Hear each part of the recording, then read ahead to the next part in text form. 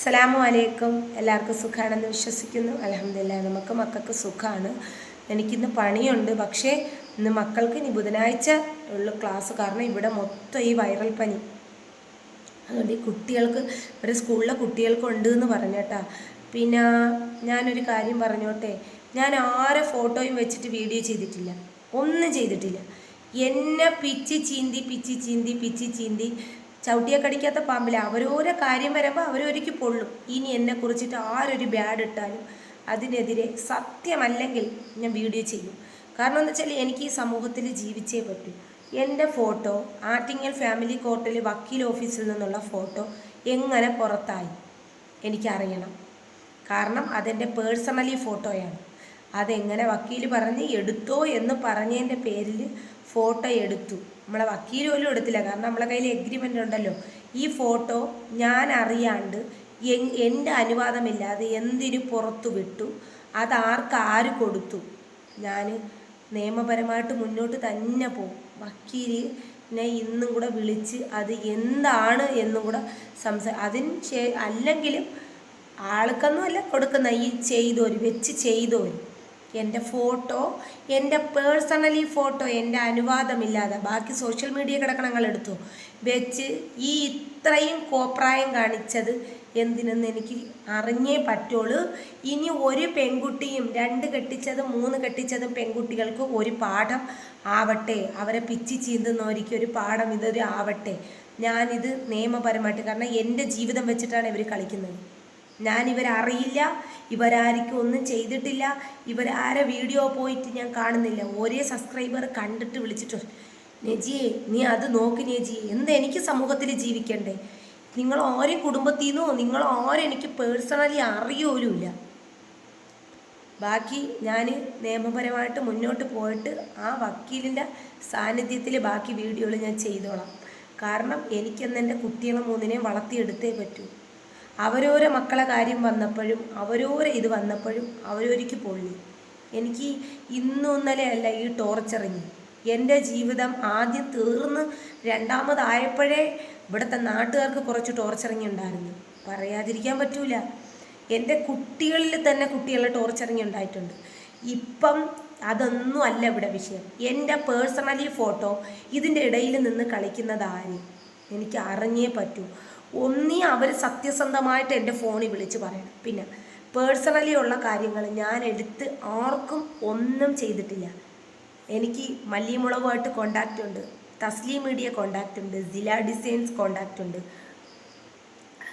Shamna vlog contact ഉണ്ട്. പിന്നെ കുറേ ചാനലുകൾ, അതായത് കുഞ്ഞു ചാനലുകൾ, ഈ പ്രൊമോഷൻ വർക്കിൻ്റെയൊക്കെ ചാനലുകളെല്ലാം കോണ്ടാക്റ്റ് ഉണ്ട്.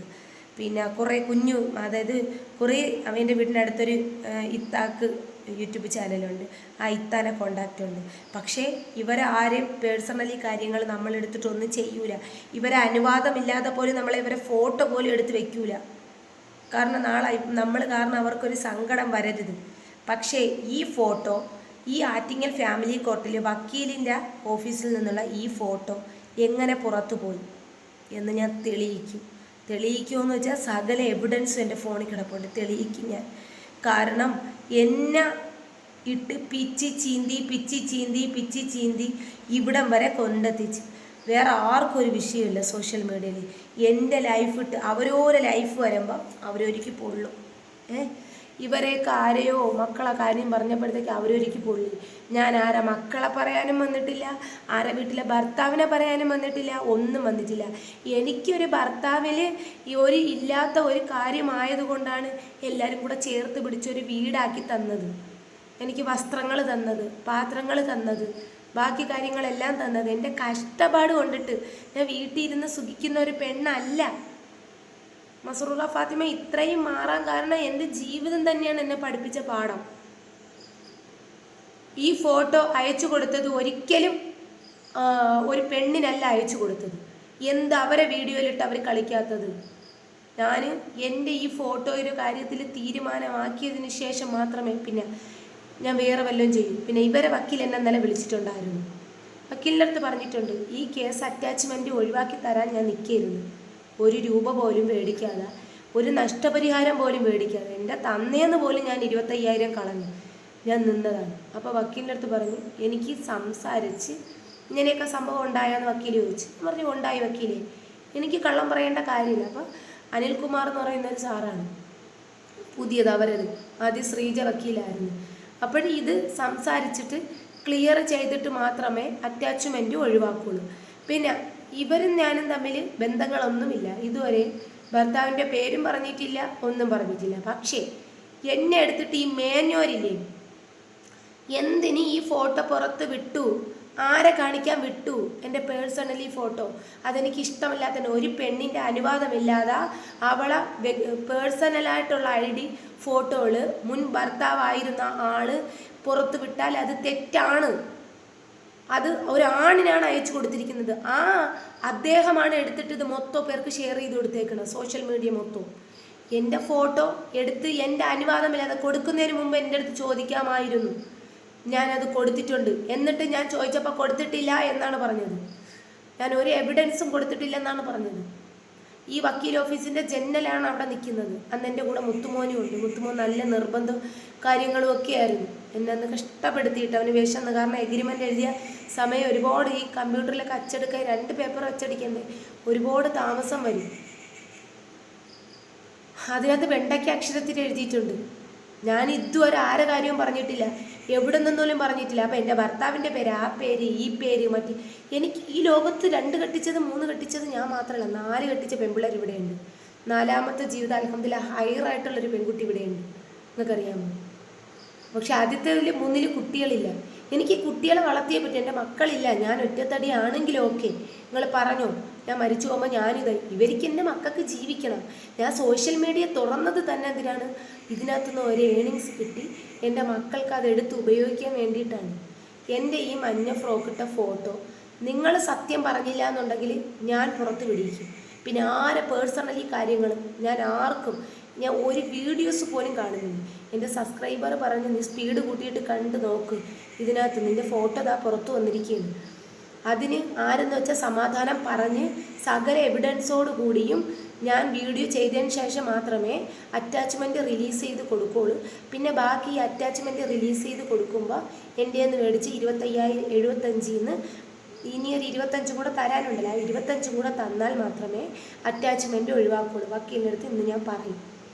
അപ്പം ഇതിന് കേസിന് മുന്നോട്ട് പോകണമെങ്കിൽ മുന്നോട്ട് പോകാം, ഇവിടെ വെച്ച് ക്ലോസ് ചെയ്യണമെങ്കിൽ ചെയ്യാം. അതൊക്കെ നിങ്ങളുടെ ഇഷ്ടം. എൻ്റെ അനുവാദമില്ലാതെ എൻ്റെ ഫോട്ടോ കണ്ട ആണുങ്ങൾക്ക് കൊടുത്തതിന് ഞാൻ ഒരിക്കലും പൊരുത്തപ്പെട്ട് തരേയില്ല. എന്നെക്കുറിച്ചിട്ട് ഈ വീഡിയോ ചെയ്യുന്നത്, ഞാൻ ആരെ കാര്യം വീഡിയോ ചെയ്യാൻ പോണില്ല. ഞാൻ എൻ്റെ ചട്ടിയും കലവും എൻ്റെ വീടും എൻ്റെ പരിസരവും എൻ്റെ മക്കളും എൻ്റെ വായിൽ നിന്ന് എന്ത് വീഴണമെന്ന് പറഞ്ഞിട്ടിരിക്കുന്ന സമൂഹമുണ്ട്. അത് ഈ യൂട്യൂബിലുള്ള കുറച്ചെണ്ണം, ഇപ്പം തലപൊങ്ങി വന്ന കുറച്ചെണ്ണം. നിനക്കൊക്കെ എൻ്റെ പച്ചിറച്ചി തിന്നിട്ട് മതിയായില്ലേ? ഞാൻ ഒരു കാര്യം ചോദിക്കുന്നു, നിങ്ങളുടെയൊക്കെ വീട്ടിൽ നിങ്ങളെ മക്കൾക്കൊക്കെ ഈ അവസ്ഥ വരുമ്പോഴേ നിങ്ങൾ മനസ്സിലാവും. നിങ്ങൾക്കൊക്കെ മക്കൾക്ക് നിന്ന് വരാതിരിക്കട്ടെ, അള്ളാഹു കാക്കട്ടെ. ഞാൻ മരിച്ചു പോയാൽ എൻ്റെ മക്കളെ കൊണ്ടായിരിക്കും ഞാൻ ചിലപ്പോൾ സന്തോഷിക്കുന്നത്. എനിക്കൊരു സുഖജീവിതം കിട്ടിയിട്ടില്ല, എനിക്കൊരു സന്തോഷമുള്ള ജീവിതം കിട്ടിയിട്ടില്ല. ഞാൻ ആലിമിന് ഇവരടുത്ത് എല്ലാവരുടെ അടുത്ത് ഞാൻ ചോദിച്ചിട്ടുണ്ട്, മദ്യപിക്കുമോ കാര്യങ്ങൾ, ഇവരെല്ലാം പറഞ്ഞില്ല. ആദ്യത്തത് കല്യാണത്തിൻ്റെ ആ ഒരു സമയത്താണ് അറിഞ്ഞത്, ഞാൻ അറിഞ്ഞില്ല. 2ാമത്തെ കാര്യം ഞാൻ അറിഞ്ഞില്ല. ആദ്യം നിസ്കാരമുണ്ട്, കാര്യമുണ്ട്, മദ്യപാനമില്ല, ഒന്നുമില്ല. ആരോടെ ജീവിച്ചാലും കുടിയന്മാരോടെ ജീവിക്കത്തില്ല, എനിക്ക് പറ്റൂല. ഞാൻ ജീവിതത്തിൻ്റെ കാര്യങ്ങൾ മൊത്തം ഞാൻ എടുത്ത് പറയാത്തൊരൊറ്റ കാര്യം, ഇലയ്ക്കും മുള്ളും എൻ്റെ ജീവിതത്തിൽ സംഭവിച്ചത് എൻ്റെ മസ്റൂറ മോൾക്ക് സംഭവിച്ചു, ഞാൻ പറഞ്ഞു കളഞ്ഞു. അതിനു മുന്നേ ഇവിടെ കുറേ പേരങ്ങ് എൻ്റെ വായിൽ നിന്ന് എന്തൊരു വീണെന്ന് പറഞ്ഞിരിക്കുകയാണ്. ഇത് ഞാൻ നിയമപരമായിട്ട് എൻ്റെ മാനനഷ്ടത്തിന് നിയമപരമായിട്ട് വല്ലാഹി സത്യം ഇതിനകത്ത് 4 പേര് കളിച്ചിട്ടുണ്ട്. ഒന്നൊരു പുരുഷനും, അത് പക്ഷെ രംഗത്തില്ല, ഒളിച്ചിരുന്ന് കളിക്കുകയാണ്. അതും ആ സകല എവിഡൻസ് എൻ്റെ ഫോണിൽ കിടപ്പുണ്ട്. പിന്നെ 2ാമത് ഒരു മക്കനിട്ട ഒരു സ്ത്രീയും, 3ാമത് ഇപ്പോൾ തിരുവനന്തപുരത്തു നിന്നുള്ളൊരു സ്ത്രീയും, പിന്നെ ഒരു രംഗത്തില്ലാത്ത ഒരുത്തി, ഇപ്പോൾ യൂട്യൂബ് ചാനൽ തുടങ്ങിയ ഒരു ചെറിയ പെണ്ണും. ഇവർ 4 പേരും ആണ് എൻ്റെ ഫോട്ടോ ഒക്കെ വെച്ചിട്ട് എൻ്റെ മാനനഷ്ടത്തിന് പിച്ചി ചീന്തിയത്. ഇന്ന് നിയമമുണ്ട്. നമ്മളെ അവകാശമില്ലാതെ നമുക്ക് എന്തെങ്കിലും കാര്യങ്ങൾ പേഴ്സണലി പുറത്ത് വിട്ട് അവരുടെ ജീവിതം കുട്ടിച്ചേറാക്കുന്നതിന് അതിന് നിയമമുണ്ട്. ഈ നിയമത്തിൻ്റെ വഴിയിൽ വക്കീലിൻ്റെ കൂടെ സംസാരിച്ചിട്ട് എന്താണ് ഇതിന് പോം വഴി, നാളെ ഒരു സ്ത്രീക്കും ഇതുപോലെ അനുഭവിക്കരുത്. ഇത് ഞാൻ സകല എവിഡൻസോട് കൂടിയും എൻ്റെ യൂട്യൂബ് ചാനലിൽ ഇടുന്നതാണ്. കാരണം എൻ്റെ ഫോട്ടോയാണ്. ആരിട്ട് കൊടുത്തു, ആർക്കിട്ട് കൊടുത്തു എനിക്കറിയണം. പിന്നെ ആരെ കാര്യവും ഞാൻ ഇടപെടുന്നില്ല, ആരെ കാര്യവും ഞാൻ വീഡിയോ ചെയ്യുന്നില്ല. എൻ്റെ കാര്യമാണ് ഇത് എത്രയും വന്നിട്ട് സമൂഹത്തിൽ ഇട്ടേക്കണം. അത് കണ്ട് കൈകൊട്ടിച്ചിരിക്കാൻ കുറേ എൻ്റെ നല്ല സബ്സ്ക്രൈബറല്ല, കുറേ സബ്സ്ക്രൈബർ ഇരിപ്പുണ്ട്. അവരുടെ അടുത്ത് എനിക്ക് ഒന്നേ പറയാനുള്ളൂ, നിങ്ങളെയൊക്കെ ജീവിതം നിങ്ങൾ റബ്ബിനോട് ദുആ ചെയ്യുക.